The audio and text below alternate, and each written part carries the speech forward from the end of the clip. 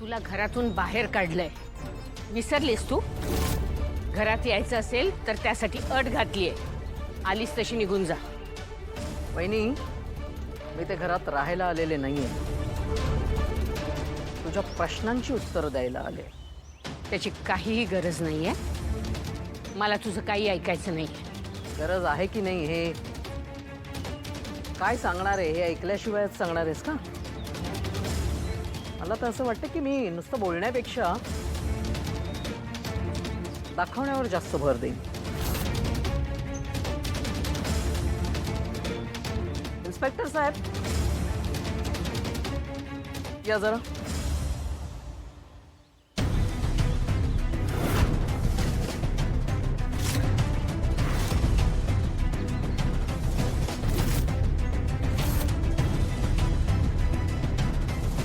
Suhas madam, हा तुमचा नोकर आमच्या हाती लागला. त्याची नीट चौकशी केली तेव्हा ह्याने सगळा हा गुन्हा कबूल केला.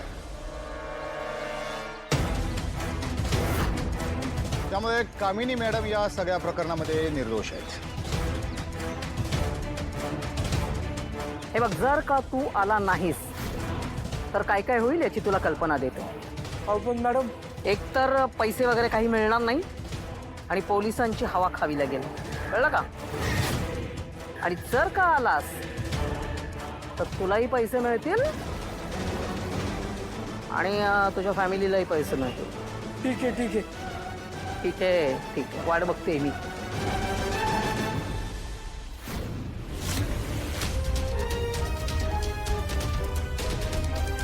सुहास, माझ्याकडे बघ, माझ्याकडे बघ आणि खरं काय ते सांग. हो मॅडम, सगळं खरं खरं सांगतो. कामिनी मॅडम त्या दिवशी बाहेर जाणार होत्या. त्यांचं काहीतरी काम होतं, त्या मला बोलल्या होत्या. तसं त्यांनी सांगितलं आजोबांना बाहेर फिरवून आण, म्हणून मी व्हीलचेअर घेऊन आजोबांना बाहेर फिरायला घेऊन गेलो.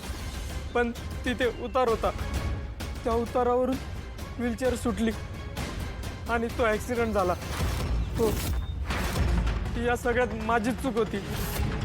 पण मला असं काही करायचं नव्हतं आणि कामिनी मॅडमचा ह्याच्यात काहीच दोष नाहीये.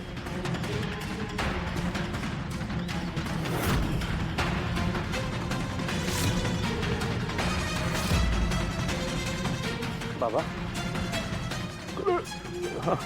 काय होतं?